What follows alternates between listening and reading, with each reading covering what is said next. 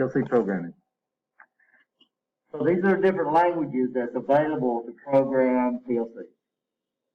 We're going to use this one. This is probably used by about 95% or more of people who program PLC. So this gives you, not only it gets you used to relay logic, it also gets you to PLC logic. But what they tried to do is they tried to give a path for programmers that came up through different programming languages. So this is called structured text.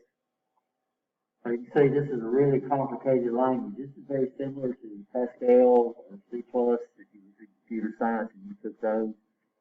So you know it's all text-based. Not only do you have to learn commands, but you also have to learn the syntax for the command. So what syntax? We talked about that in this class. What is that? Not to say something. It's written. So syntax is written. So that's the correct way of writing it on. So when you take your English, if you're in a degree program, you take your English comp class, what does the instructor grade you in? Well, they'd only grade you in context, but they grade your syntax, right? Syntax would be correct spelling, correct punctuation, right? So syntax is the correct way of writing. So in computer languages, in these text-based these script or text-based languages, you not only have to know the commands, you got to know the exact syntax for that command. Or you're going to get what we call a compiling error. It's going to give you an error when you try to compile it over. They call it syntax error. So if you ever hear that term, that's exactly what it's talking about. This is function block diagram. This diagram, this is used. This gives people that come up through electronics and digital a path to program PLCs without having to learn ladder logic. So what this does, this uses basic symbols for logic functions. So AND, so that's the first one up there. This is an AND function. So it's saying that this input is true, and this input is true, and this input is true. This is going to generate an output. This is a pulse generator. It's going to give us a pulse, right? Does that make sense? And this is an OR statement. So what we would do, if I came up and I learned digital, this gives me a path to program a PLC without having to learn ladder diagrams. This is sequential function chart. They love this in Germany.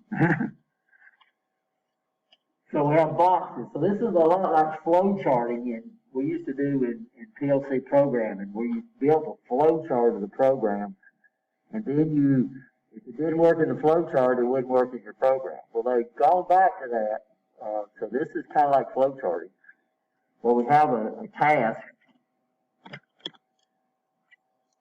and then we have moved to the second task, and then this right here is what's required to let it move to that other task. And we have if you take AUC 208, which is a troubleshooting class, we have these function charts that makes it so much easier to troubleshoot the system, because if it gets down here and it dies, then we would go right there, because that's what's required to do what? Make it go into the next step. So if y'all take AUT 208, this will be one of our valuable tools on trying to troubleshoot what's going on in our PLC. This is instruction list. I don't know if any PLCs use this. This is very similar to a low-level language we call assembly. It's a very complicated language. So,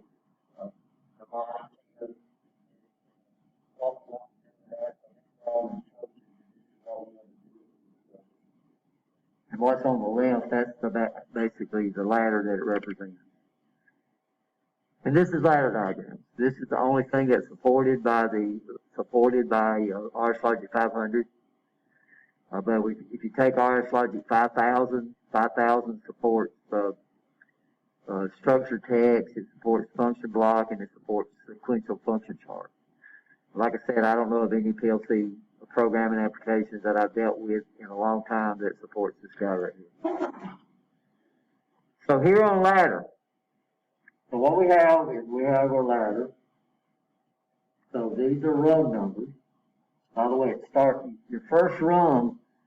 The top rung will always be 0. So every time we insert a rung, everything moves up. And then the rungs below that gets a higher number. This is a symbol for a push button. And what we have here, we have what we call an address. So what we're doing is we're telling the PLC which one of these inputs, let me bring up my camera.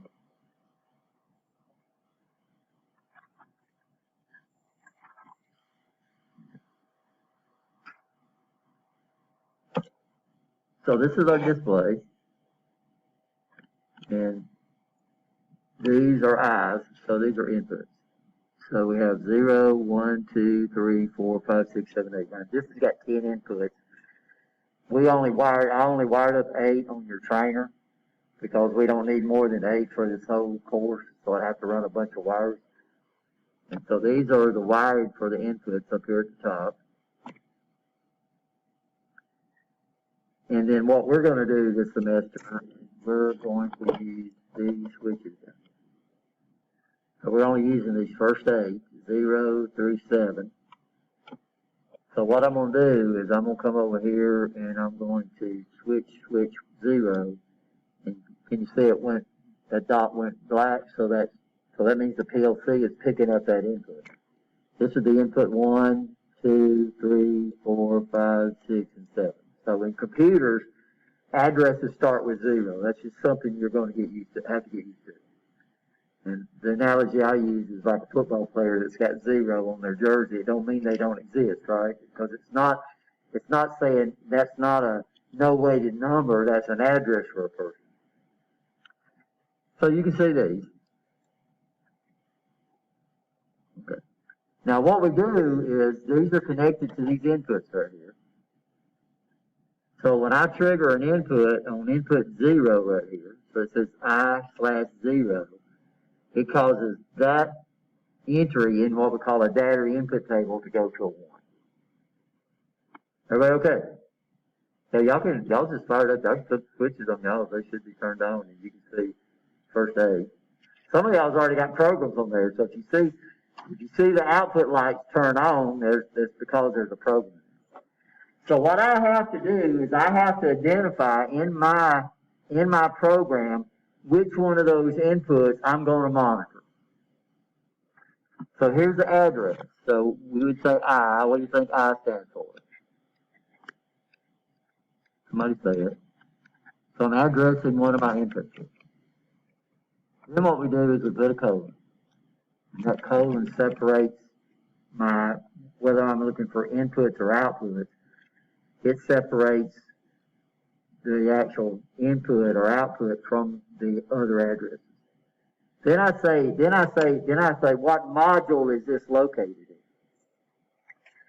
So in a modular PLC, slot 0 is always dedicated to the CPU. So over here, if I had an input module inserted into this slot, and it's got 16 inputs, and if I wanted to address 1, I would say module 1, and then I'm going to put a slash, then I would say input 1. Now ours is not a modular PLC. Ours is a hybrid PLC, so it's got some inputs built into it. And the CPU is not slotted. We can't change the CPU out. The only way we can change our CPU out is to change the PLC. So all our inputs and all our outputs are going to be in slot 0 because we don't have a CPU slot, right? So if I wanted to address that 0 bit that came on a while ago, I would come over here and I would say input : 0/0.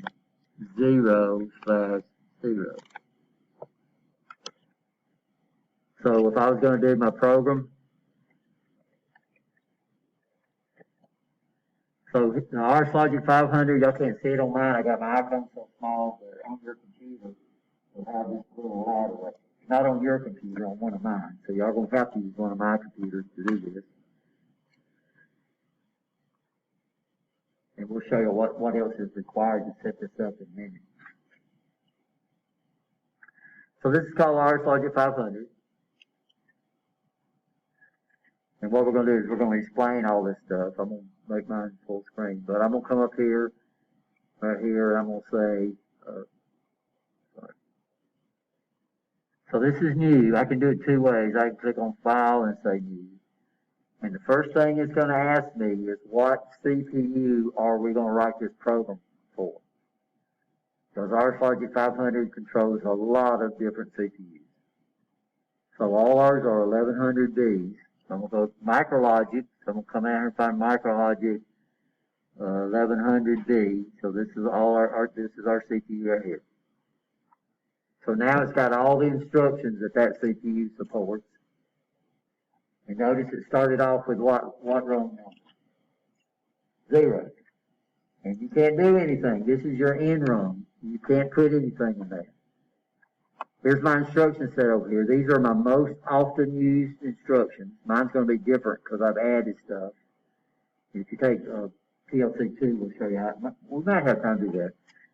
But this right here, right there, you can see that's that's telling it to add another rung. So you got to hit click on that. So I'm going to come down here. I'm going to drag another rung. Notice it turns that green X. That means it's legal to put it at. Now what you notice is that the end moved down to 1, and then by rung takes 0. So on RS Logic 500, the first rung is always going to be 0. And it's got these E's over there, and it turned red. What does that tell me? Well, I got errors. What's the problem with my rung? I don't have any inputs, and I don't have any outputs, right? You understand? So this would be a direct short. So I'm going to come over here, and I'm going to pull this down. And now notice I got the question mark up there. What's it waiting on? It's waiting on an address. So I'm going to come up here, I'm going to click on that, and I'm going to say input, 0/0. So what I did, I just assigned that to that first push button right here, right? I'm going to hit enter. Now this is where it's going to give you an option to assign it a symbol. Not this. This is a comment. So up here, this is comments. This is a symbol. So what I'm going to do is I'm going to call it input 1 or input 0. Okay. And notice when I do that, I get a symbol at the top. So now instead of knowing input 0/0, I can just use the name input 0. Still got an error. Why do I have an error? Because I don't have an output, right? You understand? So here's my output. This is called, by the way, this is called an examine if closed instruction. So we're not dealing with contacts, we're dealing with instructions. So this is examine if closed. So as long as this push button right here is open, this contact's going to be false. Are we okay so far? Now here's my output enable instruction. People call it a coil, but the actual name of it is output enable. And it's waiting on an address. So I'm going to come up here and I'm going to call it, now I'm going to use O for output. Then I'm going to put colon, and then I'm going to assign it to slot 0 because all these are internal, and I'm going to put 0. So what I've done is I've assigned this to, here's my outputs over here. Now we're not going to connect anything to this. I'll try to come up with time so you can actually interface something to it. So where's my camera?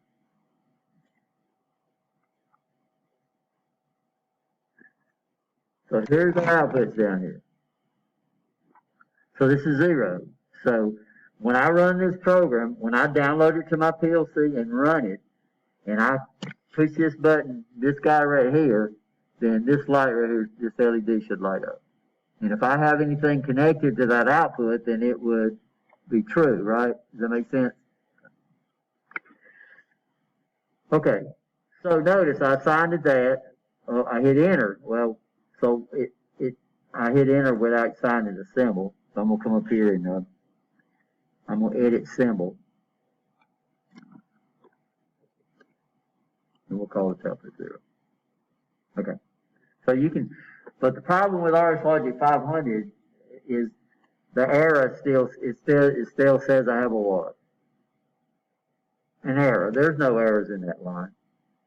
So On your other, like ours Logic 5000, it'll clear up once you clear out all the answers. This right here, right up here at the top, you got this little verify file. So I'm going to click that, and notice my E's disappear. So it means that rung has the right syntax. It don't mean it's right, it just means it's in the right syntax. Everybody okay? Does that make sense? What I'm going to do is I'm going to come up here and I'm going to go to comms. I'm going to see if my PLC is connected. Hopefully it is. So if I tried to download this program and the PLC was not connected, it would let me know. It would say PLC is not there, but I'm going to check to see if it's better.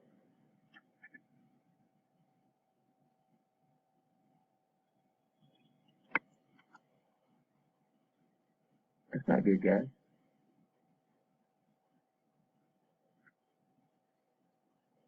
The other program is busy.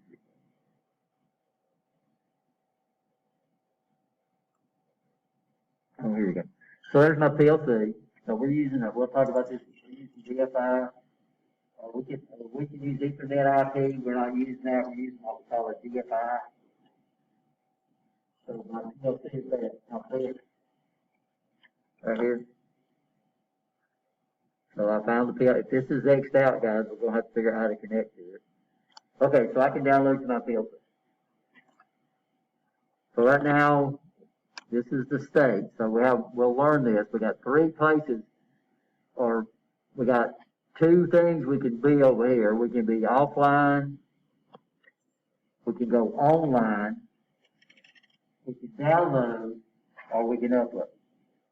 If you did all this work on this program and you upload, it's going to pull whatever's in the PLC and it's going to come up and it's going to wipe your program out. So this gets people confused in PLCs. It's different. So on the internet, if you want to bring something into your computer, you download. And PLCs is backwards. If we want to send it to the PLC, we're going to download it into the PLC. If we want to get a program out of the PLC and bring it into our application, we will upload. So I'm going to download. Okay, now this is weird about this programming application. All other ones will ask you for a name before you start. RS Logic 500 does not ask you for a name until you try to save it or until you try to download it. I'm going to call this Ridge. And I'm not going to put it in documents. Right now I'm going to put it on my desktop. So this is where you're going to use your USB thumb drive, right? You'll see what I did though? Right here, once you plug in your thumb drive, you're going to point it to your thumb drive. So y'all going to save y'all's programs on your thumb drive. Okay, so I gave it a name. I'm going to come up here and I'm going to, and it says downloading program. Do I want to download the program? Sure. Now the problem is, if I got this big old program in my PLC that I have not saved, I'm fixing to wipe it out. So we can only have one program in the PLC. Now we can have what we call subroutines. We can make it multitask, but only one program at a time. Now what's going to happen right now, the processor is going to automatically switch. So we got, I'll show y'all this in a minute. So we're going to download it into PLC and we're going to switch to run mode. Let's download and change back to run mode. So we went to what we call the program mode automatically. Then we're going to go online. Online allows us to monitor the program. Now notice what happens when I put the switch. So right now I know that that's okay because you see it turn green, so that tells me that switch is true. And then also my output turned what? Green, indicates its output. So my PLC is wired wrong. I thought this one was already wired up. So we're gonna have to write a program. Let me show you what's going on. Let's switch over to my camera. So I'm expecting this output right here to go true. I'm gonna flip my switch. Output 4 is going true. I know what's wrong. I can fix that in a heartbeat. I just put the connector in the wrong spot. So, this is why, this PLC wires on. This guy right here should have been wired, should have went true. That makes sense? Okay?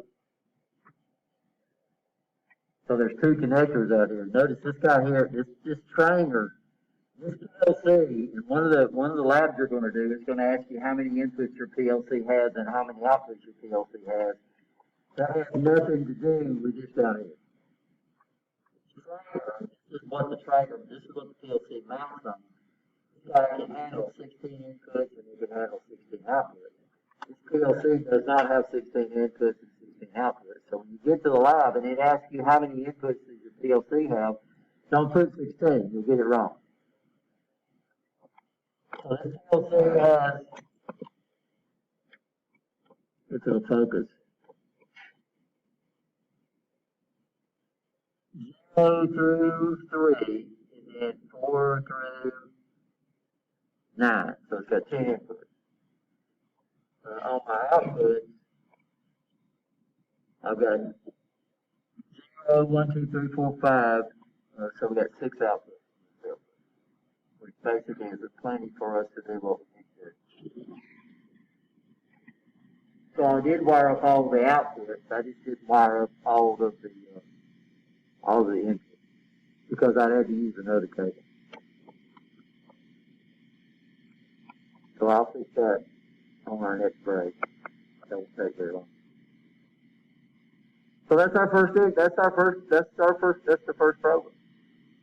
Very simple program. But what we could do, so I can't do any programming while we're in online. So we're actually connected to the PLC now. If I wanted to modify this program, I'd have to go offline. And then what I can do is I can come up here and I can insert another run. And then I can come down here. Now this is one nice. I've only got one switch, but this is a PLC. It's a program. So I can come up here and I can use input 0. I can use input 0. So now instead of trying to remember that address, I'm gonna put input 0. And what does it do? It automatically fills in the address for me. So that's why we want to do what? That's why we want to use symbols, right? So I can bring out another output enable. Everybody know how to drag, right? Yes. So you point your mouse here. Now, we have mice. If you run one of you mice, we got these computers have touchpads on them. If you're familiar with a touchpad, that's fine. If you want to use that, that's fine on our computers. But we do have mice that you can plug in and use an external mice if you want to. I can use outputs multiple times. We don't want to do that because that causes all types of problems. But it doesn't. It's in the right syntax. So output : 0/1. So I've assigned this to a different output. Now when I hit enter, it gives me the option of adding a what? A symbol. But I can say okay, but I can come back now and I can come back and do what? I can edit the symbols and then I can call this out to out 1. So you can always go back and edit the symbol. Once you've used the symbol, once you've assigned the symbol to an address, you can't use the symbol on another address, right? No understand. So that would be trying to use the same phone number for 2 different people. Doesn't work, does it? Of course, this is the problem we have. The error doesn't clear up unless you come up here and do what? But if you check it, so if I come up here and I'm going to put another output right there, I'm not going to do anything, it goes to an error. And I'm going to come up here and check it now. And then this comes up right off the bat. Y'all see it pop up on the bottom? It says I have an error in what? In run 1. It says I have an error. And it says operand. Now, operand, by the way, are things used on. So that address right there, I did not do what? I did not give it an address. So it pops up, and it says invalid output instruction position. So I got 2 errors. position means I'm trying to put two outputs on the same run, on the same line, right? You understand that? Now, let me show y'all that too. By the way, let me get rid of this. I'm gonna close this out. Okay. Okay. So I'm gonna come up here. Oops, don't want to do that. So here's our down drop. Okay, so what I'm going to do is I'm going to drag this, so we can drag that in there. And I'm going to come up here and drag this. Drag that right there. Now this should be legal, right? Now I'm going to assign it an address, output colon 0 /2.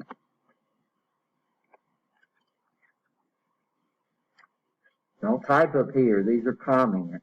Type down here where it says symbol. You can do lowercase letters there, by the way. It'll convert them to uppercase letters. And now I'll come up here, I'll check my run, and it says it's okay. So that's the way we do those down drops. Normally in relay logic, we would bring this all the way over to L2, but RSLogic 500 doesn't do that. So I program offline. I put my programming application offline. To upload to the PLC has to be in the program mode.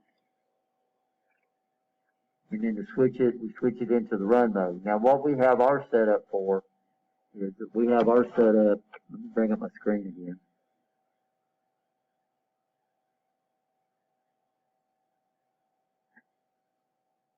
Okay.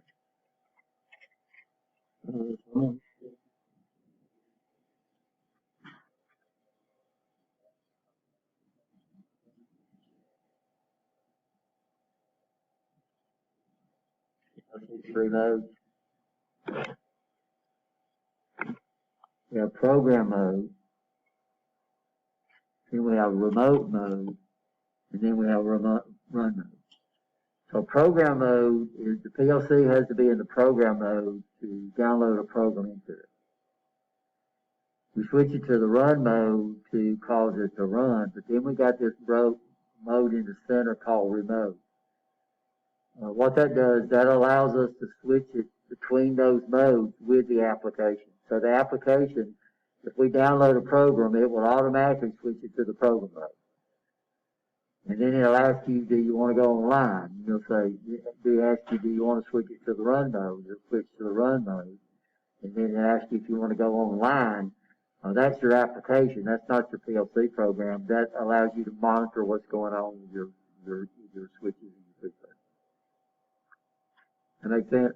So we're going to leave ours on remote. If you want to do manual, then you'll have to hit that escape, go down the mode switch. You'll have to put it into, if you try to download it, it'll say you'll get an error message saying your PLC in the program mode. You'll have to, in the run mode, you'll have to go back, switch it up to the program mode, download it, and switch it into the run mode. You can do it manual or you can do it PLC. It's up to you, right? A lot of people don't like it to do it automatically. A lot of people want to do what? Manually switch it between the two. A lot of your PLCs will have a switch, have a switch on it. It'll be a keyed switch where you switch it to program and run. And that way, when it's in run, they pull the key out. People can't do what? They can't wipe out your program. So this is one little problem that we have here. And every PLC that I've dealt with gives you the ability to switch it with your programming application. So if you get an error when you try to download it, says your PLC's in the run mode, then odds are we need to go into that menu and switch it to remote, right?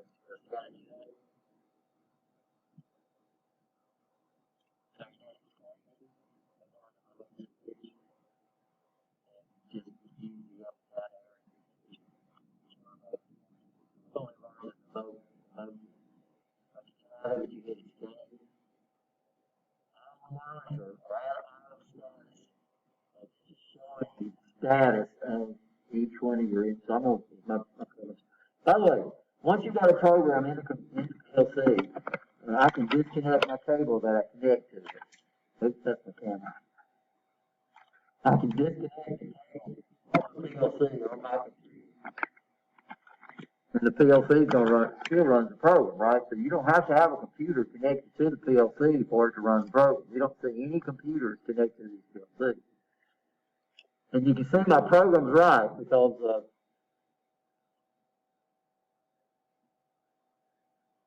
oh, my camera. I unplugged my camera.